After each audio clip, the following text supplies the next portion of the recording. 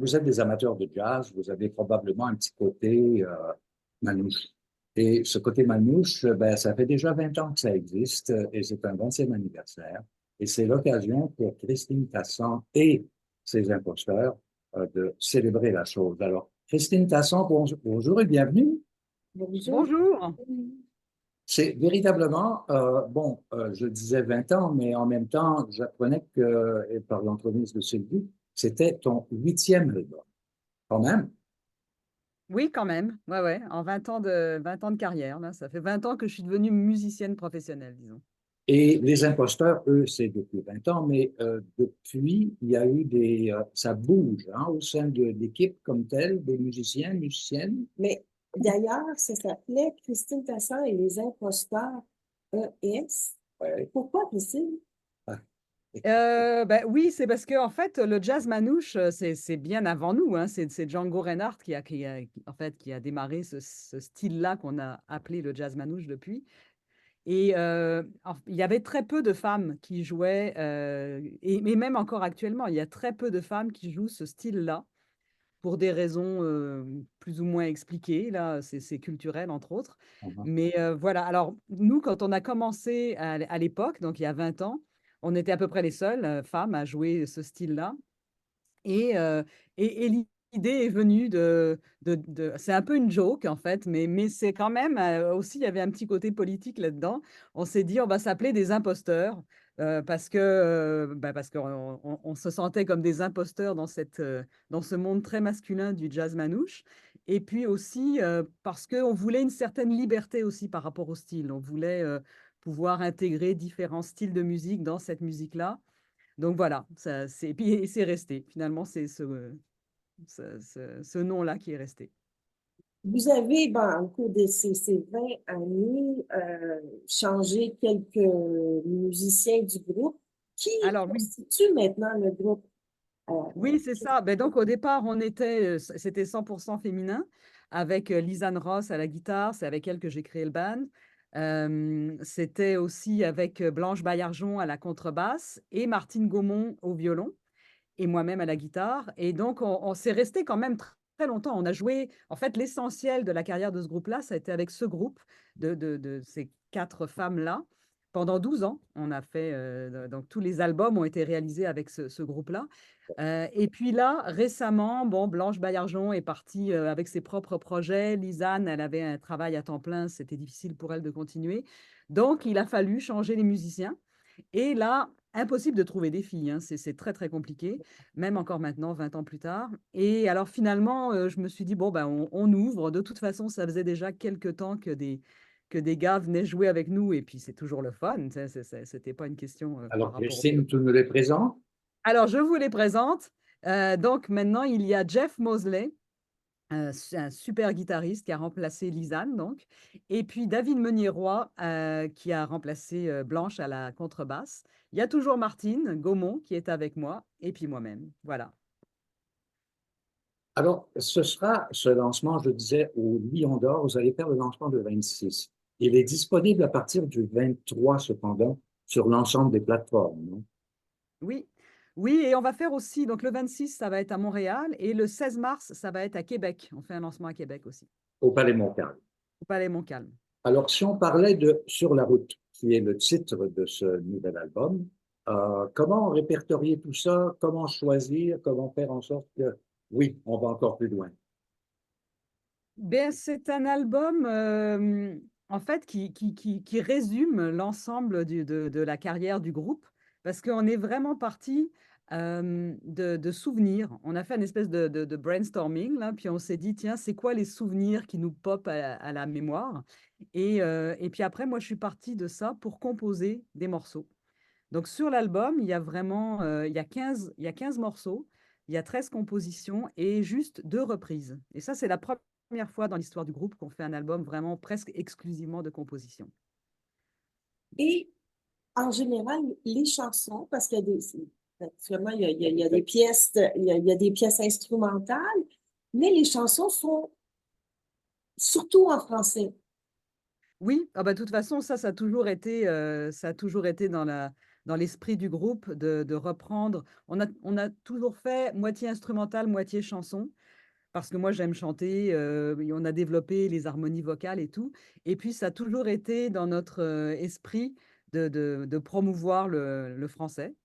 Et donc, de chanter des chansons françaises et québécoises aussi. On a fait beaucoup de reprises de chansons québécoises. Et voilà, donc, mais depuis quelques années, vu qu'on tourne beaucoup aussi dans l'Ouest canadien, dans les pays anglophones et tout, à un moment donné, on s'est carrément fait demander, vous pourriez pas chanter un peu en anglais aussi?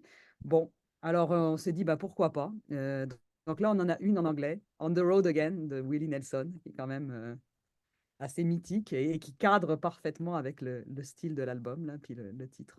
Je me souviens d'une soirée au Diaison à Montréal, de cette voix de jazz sur samedi, une soirée assez mémorable, où Sylvie avait même, Dans le temps des fêtes. dans le temps des fêtes, et où Sylvie, à un moment donné, s'était révélée comme une improvisatrice en air. Moi, je me souviens, ben, c'est comme ça qu'on s'est connus. Ouais, ouais, tout à fait.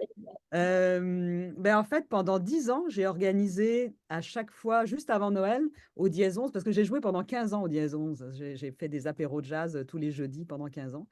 Et avant Noël, j'organisais, donc pendant 10 ans, j'ai organisé ce qu'on a appelé le Django Bell, donc avec une dizaine de femmes sur scène, et dont Belle, B-E-L-L-E-S.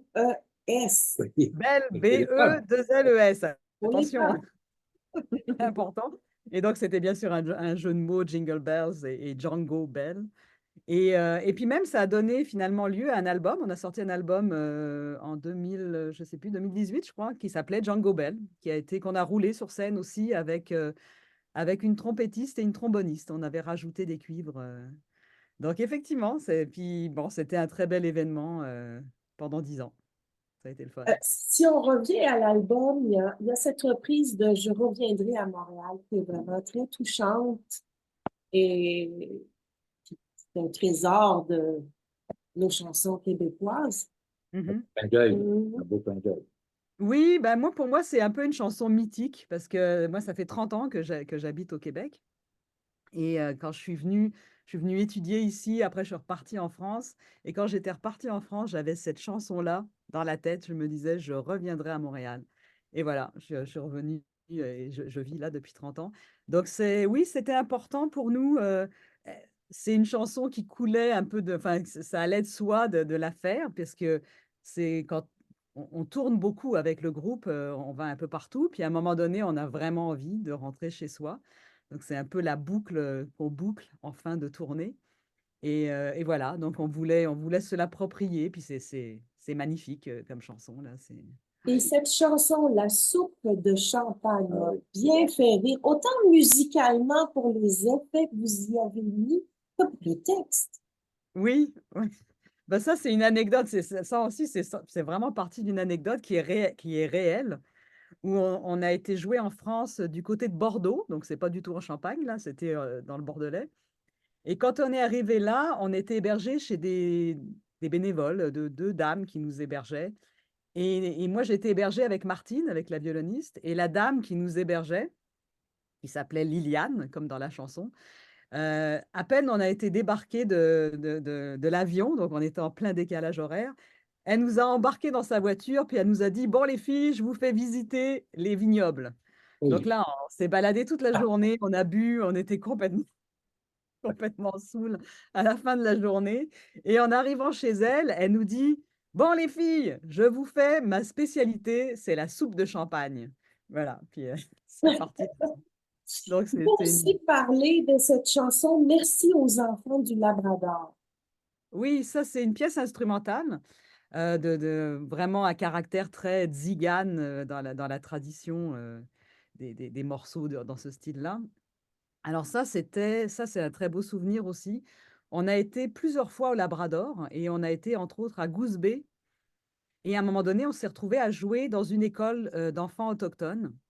Et puis je me souviens, on nous avait dit, ah, vous allez voir, ça va être compliqué, ils sont pas disciplinés, gna gna gna. En tout cas, on a eu toutes sortes un a priori très négatif. Puis en fait, nous, on est arrivés sur place, les enfants étaient super, c'était vraiment génial. Ils écoutaient, ils étaient là avec nous, puis à la fin, on a joué quelque chose comme Minor Swing ou quelque chose comme ça. Ils se sont levés et ils ont tous dansé et j'en ai encore des frissons quand j'en parle tellement c'était super. Donc j'ai voulu écrire une chanson en hommage à ces enfants-là, puis au public aussi en général, là, qui nous suit C'est depuis aussi longtemps. l'occasion d'entendre tous les musiciens d'ailleurs dans des solos qui sont quand même wow, vraiment bien écoutés, qui sont en même temps chargés d'une musicalité qui est formidable. Mais en même temps, je pense à la soupe champagne, il y a un solo de violon à l'intérieur de ça qui est absolument divin, vraiment. Alors c'est un Ah peu ben, ça l'idée, hein, c'est de donner des solos à tous les membres, tous les musiciens. oui, bah ça c'est le propre du jazz en général. C'est sûr que là aussi on a évolué dans le sens. Souvent avant c'était Lisa ne prenait pas de solo, Lisanne Ross, la guitariste qui était guitariste rythmique. Là maintenant Jeff Mosley c'est un excellent guitariste soliste aussi. Donc c'est sûr David Meunier-Roy est excellent contrebassiste et puis bon Martine et moi. Donc c'est le fun, moi je trouve d'avoir tout le monde qui peut s'exprimer sur l'album. Ça fait partie du jazz et du jazz manouche en général. Donc oui, c'est important. Et Et je parmi trouve que vos ça projets, crée une richesse aussi. Ça crée vraiment une richesse.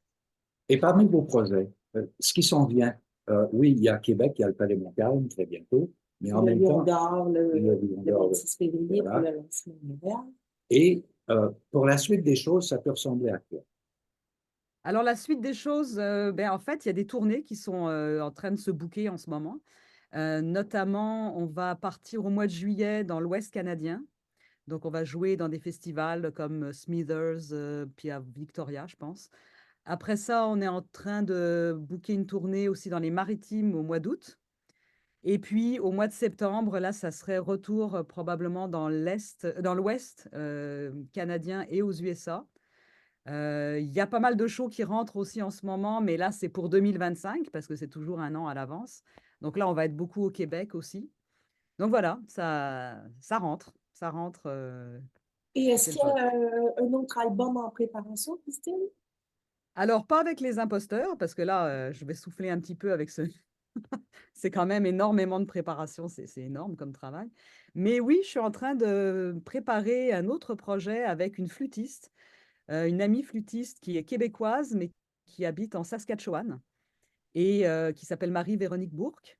Et là, on vient de faire 2 semaines de résidence de création au domaine Forget, Ah, avec les compositions de Marie-Véronique, les miennes. Et puis, il y a David Meunier-Roy, donc à la contrebasse, qui est là, et Olivier Bussière aux percussions et drums. Et là, moi, je vais être à la guitare archtop, enfin guitare jazz électrique. Donc, c'est carrément une autre ambiance. C'est pas du jazz manouche, c'est autre chose. j'aimerais qu'on Donc, prenne ça, c'est un un moment, autre album. Pardon? j'aimerais, Christine, qu'on prenne un moment pour parler de la pochette qui est Oui. absolument magnifique. Il y a un élément poétique dans cette magnifique couverture, si vous voulez. Parlez-moi un peu, qui est l'auteur, l'autrice? Oui, en fait, c'est un couple. C'est complètement par hasard parce que je faisais affaire depuis quelque temps avec un illustrateur français qui malheureusement n'était pas disponible. Et par hasard, j'ai une femme qui m'a appelé à un moment donné pour offrir des cours de guitare à son chum, Mhm. Vincent de Villard. Il est venu chez moi, il a pris des cours, puis à la fin du cours, je lui dis, toi, tu fais quoi dans la vie? Il me dit qu'il est illustrateur. Et moi, je commençais à paniquer un peu parce que j'arrivais pas à trouver d'illustrateur qui me convenait. Puis je lui ai proposé, donc ça c'est très très récent, ça date de décembre. Je lui ai dit, bah écoute, envoie-moi ton portfolio. Et voilà. Et alors, il a vraiment super bien compris l'esprit. Donc, Vincent de Villard, un Français qui était établi au Québec et qui, pendant la conception de la pochette, est retourné vivre en France. Alors, on a terminé notre travail. Moi, j'étais en France à Noël. On a terminé le travail ensemble à Noël. Donc, c'est particulier.